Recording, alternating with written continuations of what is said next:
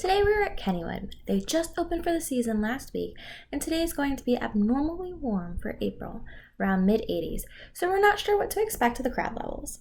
This is also our first time at Kennywood, so let's get started. You can pay to park, or if you don't mind walking a bit further and taking an escalator, you can park for free. The spots are unusually small though. When entering the park, you do have to go through metal detectors, but they do not have to search your bag unless you are told to do so. Each ride does have a bin to store bags, so we highly recommend bringing a bag for water, sunscreen, and the other necessities to keep you hydrated and protected from the sun during those hot summer days. We arrived when the park opened, and we were able to beat the lines before the crowd arrived later in the day. We also bought tickets ahead of time, so we didn't have to wait in a long line to purchase tickets. Kennywood is located southeast of Pittsburgh in Pennsylvania. Originally a tree-filled portion of a farm known as Kenny's Grove at the end of Monongahela Street Railroad's line, the railroad was looking for a way to increase profit on the weekends and leased the land from Anthony Kenny to create a trolley park. It first opened in May of 1899 as a working-class picnic entertainment destination. In its first few years, it added old mill, bandstands, swimming pools, dance halls, and its first roller coaster. Over the years, it continued to grow as they added more thrill rides and roller coasters. In 1987, it was designated a U.S. National Historic Landmark. It still includes 3 roller coasters that date back to the 1920s: Jackrabbit, Racer, and Thunderbolt. There are plaques throughout the park showcasing their history. The park still has that local park vibe, very reminiscent of Geauga Lake, which we grew up with in Ohio. The Jackrabbit has been around since 1920, over 100 years. It is a classic wooden roller coaster using the natural ravine to its advantage and is known for its 70-foot double dip drop. Though it's an old and short ride, it's still very fun, thrilling, and had a short wait. We actually preferred the Jackrabbit over the Racer. The Racer was built in 1927, and it has a neat feature where it's a dueling coaster but a single continuous track, where you start on the left side of the platform, or right, and end up on the opposite side, switching locations with the other ride vehicle. Understandably, they were short-staffed being so early in the season, but the boarding process of this ride took way longer than the ride itself. When the park received its historic landmark status, numerous attractions were restored to its original appearance, including the facade of this ride. Though we are Browns fans, we had to ride Steel Curtain. It replaced an old log ride and has a ride vehicle along the pathway to their coaster as a memorial. Steel Curtain was down for the first part of the day, but opened in the afternoon. We waited close to an hour, and it was worth the wait. Right after we got off the coaster, it went down for maintenance, so we're very glad we didn't get stuck on it. Billy, and it's a good idea to secure those hats, glasses, cell phones, and keys. Any loose items that may fly offside during a ride. Leave them with a non-rider or put them in the bin on the exit side of the platform. Good idea, Billy. Leave it in the locker room or with a teammate. Either way, let's keep it off the field.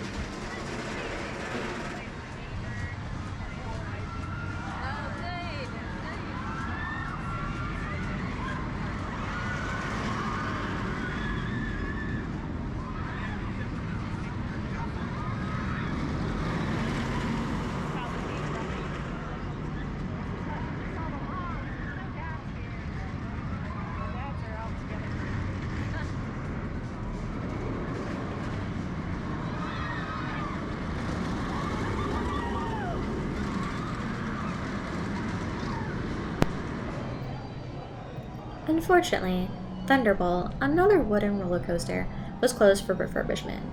We are not sure if it'll last the entire season or not. This roller coaster is part of the historic landmark status.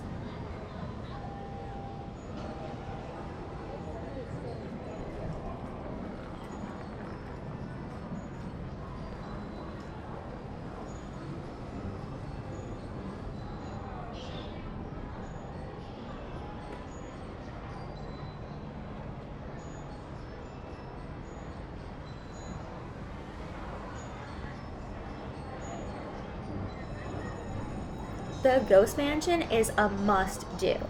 You wait in line and then are brought into a big room in groups to be given the pre-show and set up the backstory. The downside is people try to cram to the door to go to the next part of the queue, so some people are trying to cut in line and not really paying attention to the pre-show. You then board the ride vehicles and use laser guns to zap ghosts. The mansion is terrifying. The effects are incredible, and I would enjoy just going through the house without zapping ghosts. It may be too intense for small children. Old Mill, originally built in 1901, was completely reconstructed in 1926. It had some changes over the years, including being Garfield's Nightmare. Currently, it has a skeleton Old West theme and has some old school charm. Definitely perfect to get out of the sun for a little bit.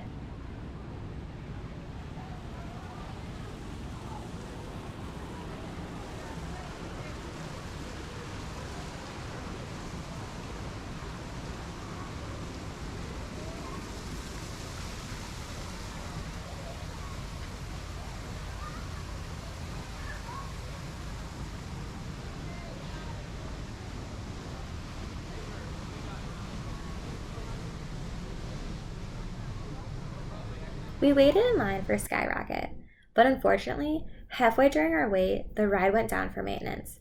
We had to make the hard decision. How long do we wait for it to come back up? Do we come back later? How much time have we already dedicated to this ride? Below this hill, about midday on July 9th, 1775, a British army of 1300 made its second crossing of the river and advanced to drive the French from Fort Duquesne. A few hours later, with General Braddock mortally wounded and his army routed, survivors recrossed, pursued by the French and Indians.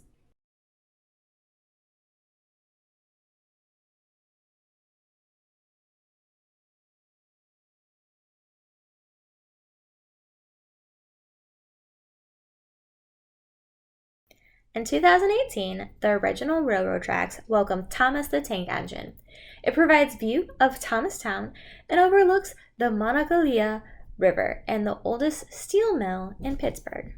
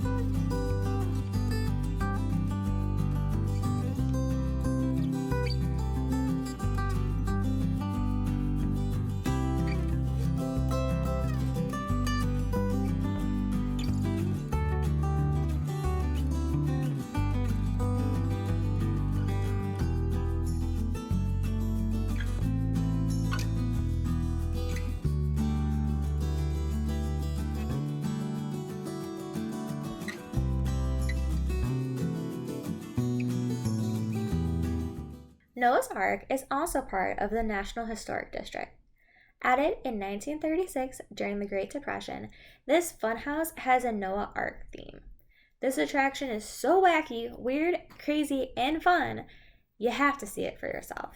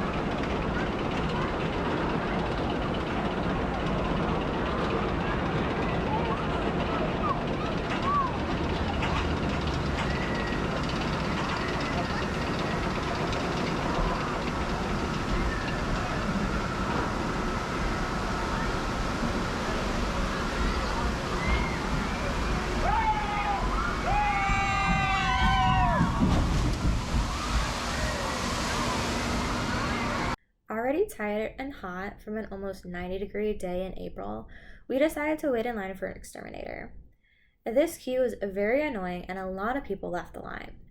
A portion of the queue is outside, and they let groups at a time go inside, so the line barely moves outside.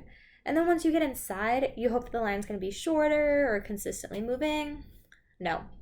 We waited in a barely moving line some more to finally turn a corner to a very tight loading area for an indoor cat and mouse ride. We should have figured considering the decor of the rats, but we were too tired to put two and two together. It was a really fun ride with lots of drops and spinning, but for us, it was not worth that wait. We ate at Parkside Cafe, which was originally built in 1898 as the Kennywood Park Casino.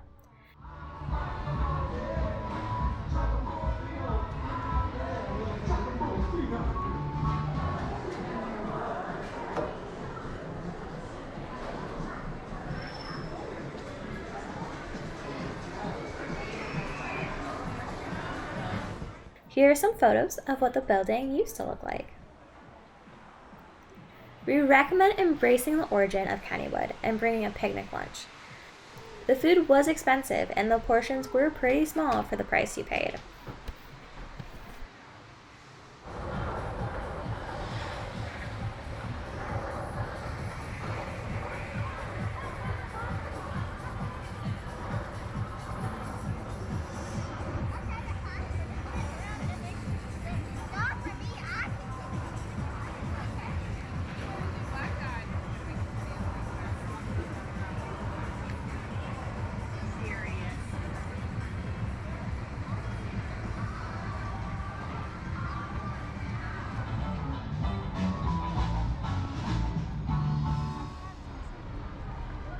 Throughout the year, Kennywood has different celebrations. From April 16th through May 22nd, they have Swinging into Spring. They have live music, family-friendly activities, and fresh flavors around the lagoon. Here are some of those booths now. They include beer-battered fish and homemade chips, chicken or cheese tacos, chicken or cheese quesadillas, chicken or veggie stir-fry, fiesta dog and tots, garden salad on a stick, wedge salad on a stick, and activities for this weekend included a park-wide scavenger hunt, balloon art, caricatures, and face painting.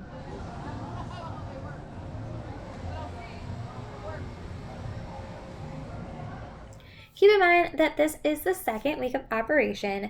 We understand that the odds are that the park is not fully staffed. They are still learning the ropes. They're still waiting for kids to get out of school to join them for the summer. So please keep in mind, just be kind. Things are going to be running slower. Might only have one vehicle operating. That was the case when we were there. So just please be kind and considerate, not only to the other guests, but also to the hardworking workers who are making Kennywood open and possible.